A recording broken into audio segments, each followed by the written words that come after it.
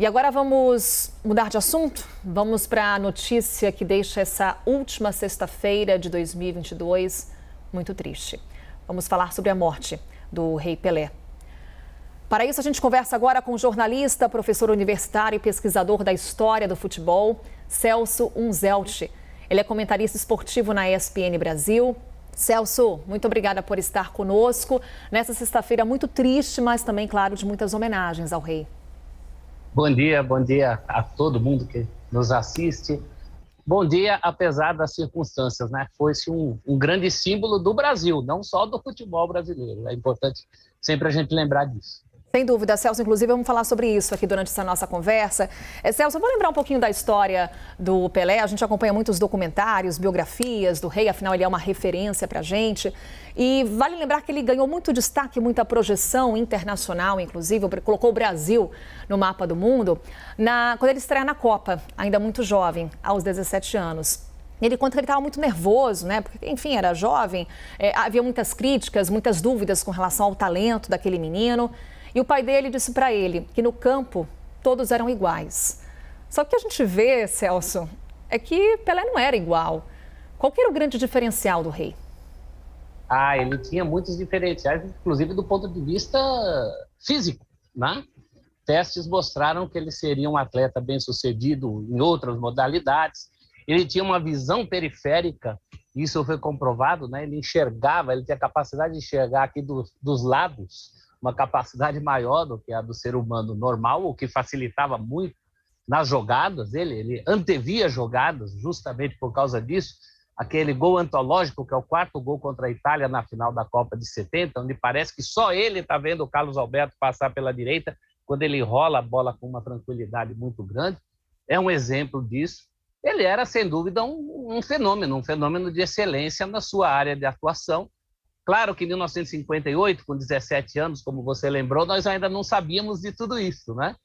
Mas tudo que ele fez naquela Copa e nas Copas seguintes, e pelo Santos Futebol Clube, e o número de gols ao longo da carreira, e a excelência que ele tinha para a idade dele, tanto aos 17 quanto depois dos 30, ele era, antes de tudo, um fenômeno comparável a Leonardo da Vinci, a Beethoven, do ponto de vista da arte, né? Quem enxerga o futebol como uma arte tem essa noção. O Pelé foi algo muito próximo da perfeição na sua área de atuação. Nós não temos dúvida nenhuma em afirmar isso agora que sua história se encerrou. Pois é, e coleciona marcas históricas, né, Celso? A gente lembra aqui mais de 1.200 gols marcados, 1.283 gols marcados. Ele que conquistou 3 Copas do Mundo, artilheiro do Campeonato Paulista, me ajuda aí, Celso, acho que 11 vezes, salvo engano. Enfim, de todas as marcas que Pelé coleciona, qual que é aquela que você acredita que seja mais simbólica? Eu acho que essa questão dos 1.283 gols, né? Que as pessoas simplificam muito, falam assim, ele conta gols que fez pelo Exército. Pelo Exército ele fez 13 gols, alguns dizem que 14, é sempre uma controvérsia ali em relação às súmulas. Então você tira os 13 gols dele pelo Exército, sobram 1.270. O homem era um fenômeno absoluto. O número de Copas do Mundo, por exemplo, pode ser igualado aí pelo Mbappé, o francês, em número de participações, até porque hoje em dia se joga muito, né? O Neymar está a 2 gols do Pelé, agora 1 gol do Pelé como o maior artilheiro da seleção brasileira. As marcas podem cair, mas eu acho que as novas gerações vão ter uma noção do que foi esse homem a partir dos registros que a gente tem. Ele era um atleta globalizado antes mesmo de existir globalização. Não nos esqueçamos que ele vivia num país periférico, que era o Brasil. Ele ajudou a colocar esse país no mapa a partir de 1958. Então, realmente, o Pelé transcende essa questão do futebol, né? Você não precisa entender de futebol, nem gostar de futebol, para saber quem foi Pelé, como você sabe quem foi Napoleão Bonaparte, Jesus Cristo, o filósofo Sócrates na Grécia Antiga, só para ficar em alguns exemplos de épocas diferentes, mas de pessoas que marcaram. Mas eu acho que essa questão dos 1.283 gols marcados de uma maneira muito mais natural do que outros que chegaram aos 1.000 gols, né? Apelando para gols nem tão oficiais assim, o Pelé fez gols para valer. Embora hoje em dia, pelos critérios internacionais, andem tirando alguns gols dele, mas mesmo assim sobra cerca de 800. Então, foi uma máquina de jogar futebol, realmente, mais até do que uma máquina, né? Porque máquina é uma coisa muito fria. Ele foi o futebol em si. Eu acho que o Armando Nogueira, o grande cronista esportivo brasileiro de todos os tempos, acertou quando disse que Pelé, se não tivesse nascido gente, teria nascido bola.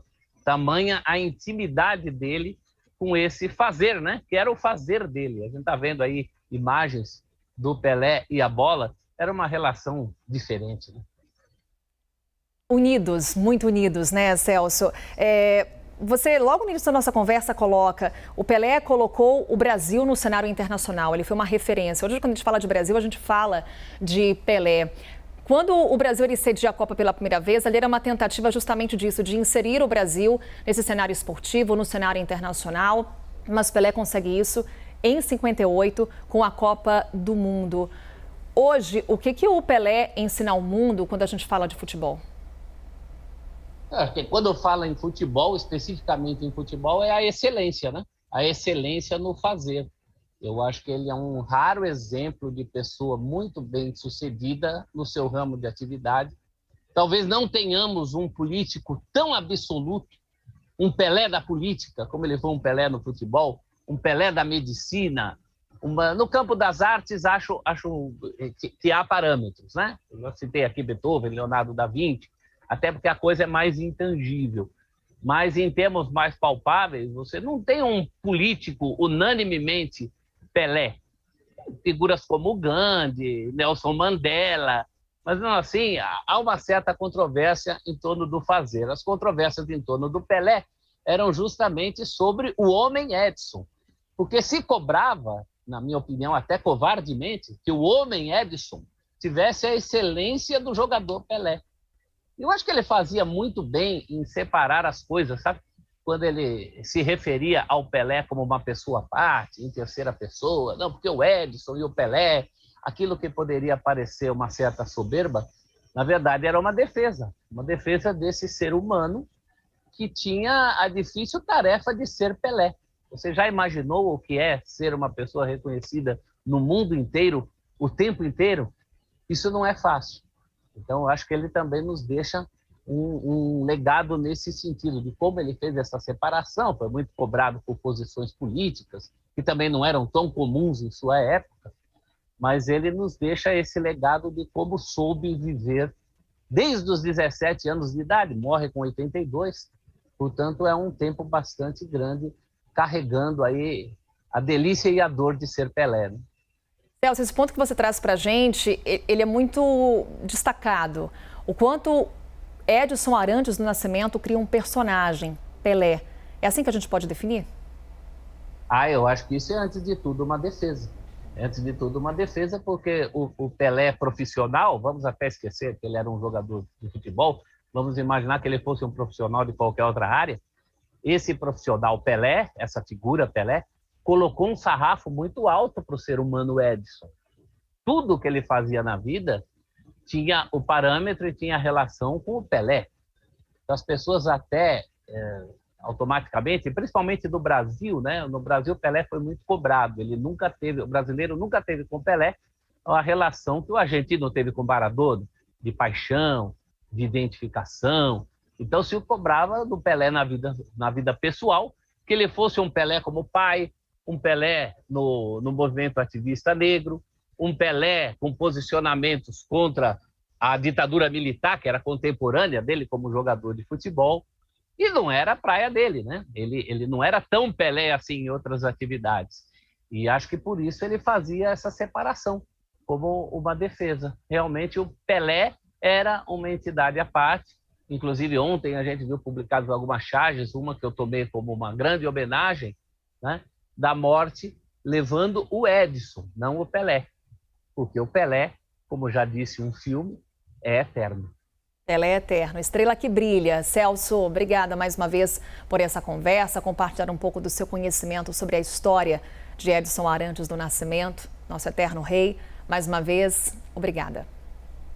Eu agradeço, acho que até uma obrigação nossa como jornalistas, manter as novas gerações informadas a respeito do que foi esse verdadeiro fenômeno chamado Pelé.